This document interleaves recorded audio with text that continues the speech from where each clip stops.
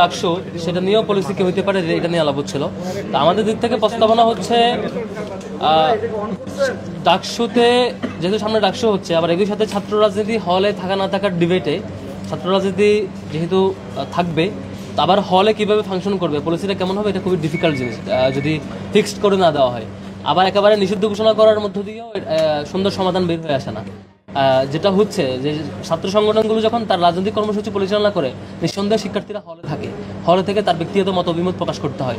আবার একই সাথে শিক্ষার্থীদের অ্যাপলিটিক্যাল বা রাজনীতির সাথে সংযুক্ত না এমন অধিকাংশ শিক্ষার্থীর মতামত হচ্ছে হলে রাজনীতি থাকা না থাকার ব্যাপারে। তো আমাদের যেটা কনসার্ন ছিল, এখানে একটা যথেষ্ট আশঙ্কা আছে যে শিক্ষার্থী ভার্সেস রাজনৈতিক সংগঠন দাঁড়ায় যাওয়ার সম্ভাবনা আছে। কারণ রাজনৈতিক সংগঠনগুলো স্বাভাবিকভাবেই আমরা চাই যে হচ্ছে হল এবং বিশ্ববিদ্যালয়ের রাজনীতির ব্যাপারে অধিকারটা, আমাদের অধিকারটুকু মিনিমাম রাইট থাকুক। আবার যেহেতু বড় সংখ্যক শিক্ষার্থীরা হলের রাজনীতির ব্যাপারে দ্বিমত পোষণ করছেন এবং একটা সমাধান চাচ্ছেন, সেক্ষেত্রে দুইটার একটার মুখোমুখি করে দেওয়াটা মানে উচিত না।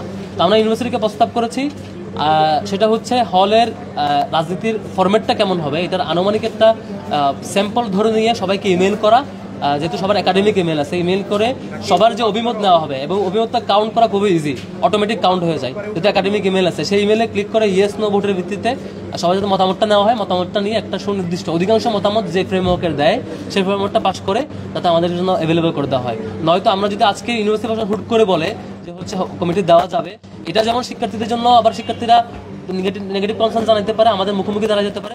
আবার দেওয়া যাবে না বললে আবার রাজনৈতিক অধিকার দিচ্ছেন কিনা সেটা কনফিউশন তৈরি হয়। তো সমাধান একটাই যে সাময়িক মানে একটা প্রাইমারি খসড়া দাঁড় করি, সেই খসড়াটার অ্যাপ্রুভালের জন্য শিক্ষার্থীদের মতামত নেওয়া, এটা ইমেলে পাঠিয়ে দিলে ইমেলে ফিডব্যাকের ভিত্তিতে ইয়েস নো ক্লিক করার মধ্যে দিয়ে একটা সবার মতামত নেওয়া যাবে। অধিকাংশ যে মতামত দিবে সেই ভিত্তিতে যদি শিক্ষার্থীরা বলে যে হলে কমিটি দেওয়া যাবে, আমরা দিতে পারবো। আর যদি শিক্ষার্থীরা মতামত দেয় হলে কমিটি না, এই কাজ রেস্ট্রিকশন, সেটাও আমরা করতে পারবো। আমরা এই জায়গায় ফ্লেক্সিবল, আমরা বলেছি কমিটি দেওয়ার ব্যাপারেও ফ্লেক্সিবল, না দেওয়ার ব্যাপারেও আমরা ফ্লেক্সিবল।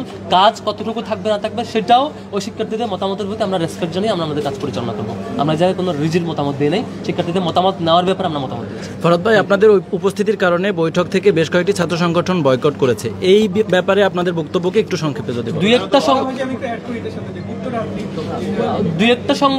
একটা সংগঠন এরকম মতামত ব্যক্ত করে তারা বলেছে তারা থাকবে না, এটা নিয়ে আমরা আসলে বিচলিত নই, এটা খুবই স্বাভাবিক। আওয়ামী লীগের বিরুদ্ধে আওয়ামী লীগ যখন 2014 সালে বিনা নির্বাচনে 153টি আসন বিনা নির্বাচনে দখল করার মধ্য দিয়ে ক্ষমতায় আসছে, ছাত্রদল এবং শিবির যখন যৌথভাবে আন্দোলন পরিচালনার মধ্য দিয়ে সারা দেশে সেই আওয়ামী লীগকে ফেসিবাদ না হওয়ার জন্য, তাদের ক্ষমতা থেকে হটানোর জন্য আন্দোলন পরিচালনা করছিল, তখন এই নির্দিষ্ট গ্রুপটা আমাদের সেই আন্দোলনকে ক্রিমিনালাইজ করেছিল। তারা ক্রিমিনালাইজ করে এই আন্দোলনকে সন্ত্রাসী আন্দোলন আখ্যা দিয়ে 14 সালে আওয়ামী লীগকে এম্পাওয়ার করেছে এবং আওয়ামী লীগকে ফেসিবাদ হইতে লং টার্মে এম্পাওয়ার করেছিল।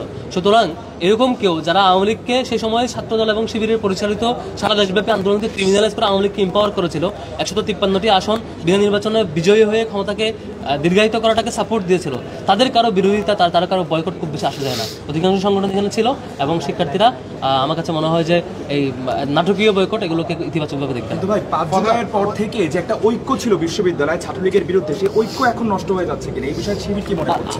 এবং অনেকেই বলে, অভিযোগ জানায় যে আপনাদেরকে অনেকেই ব্যবহার করে, জোট গঠন করে, কিন্তু পরবর্তীতে আসলে আপনাদের সাথে বৈঠক করতে চায় না। এই বিষয়ে আপনাদের অবস্থানটা কি? না, আমার কাছে এরকম মনে হয় না যে হচ্ছে ছাত্রলীগের ব্যাপারে কেউ কোনো ধরনের ছাড় দেওয়ার সুযোগ আছে। তারা সন্ত্রাসী যে কাজ করেছে ক্যাম্পাসে, এরপর এই ব্যাপারে কেউ সফট হলে তাকে শিক্ষার্থীরা এবং অন্যান্য অপরাপর আমরা যারা ভিকটিম সংগঠন আমরা এটা নিশ্চয় প্রতিহত করবো। সুযোগ না। Thank you.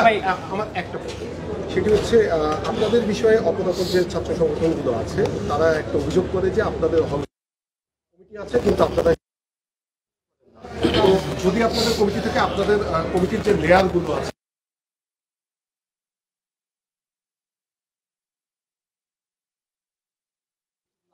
ভলান্টিয়ার তো ফিক্স না। ভলান্টিয়ার জিনিসটা যখন যে কাজ বাস্তবায়ন হয় সেটার জন্য ভলান্টিয়ার করা। আপনি আজকে সাইকেল রেডি করবেন, বাস্তবায়নের জন্য ভলান্টিয়ার লাগবে, শিক্ষার্থীদেরকে রিসিভ করবে, টি শার্ট দেবে। আজকে আপনি কুরবানি ফেস করবেন, আজকে ভলান্টিয়ার লাগবে। তো এই ভলান্টিয়ার তো আসলে ফিক্সড কমিটি না, কমিটিতে একটা 1 বছরের কমিটি হয়। তো এই কমিটির ব্যাপারে আমরা যেটা বলেছি, শিক্ষার্থীদের ম্যান্ডেট যেদিকে যায়, শিক্ষার্থীদের মতামত যেদিকে যায় সেদিকে আমরা করবো। শিক্ষার্থীরা যদি আজকে শিক্ষার্থীদের মতামতের বেসিসে ইউনিভার্সিটি প্রশাসন এগ্রি করছে যে হলে কমিটির ব্যাপারে ওকে, তাহলে আমরা কমিটি দিতে পারবো, সমস্যা না, আমরা কমিটি দেওয়ার জন্য আগাবো। তো এটা এখন তো নাই, আমরা তো ফ্লেক্সিবল, খুবই ফ্লেক্সিবল জায়গায়, যে শিক্ষার্থীরা যখন যে মতামত দেবে সেই অনুযায়ী আমরা আগাবো। Thank you. আপনাদের সংগঠনের পক্ষ থেকে আপনারা চান কি চান না, এটা একটু বুঝতে।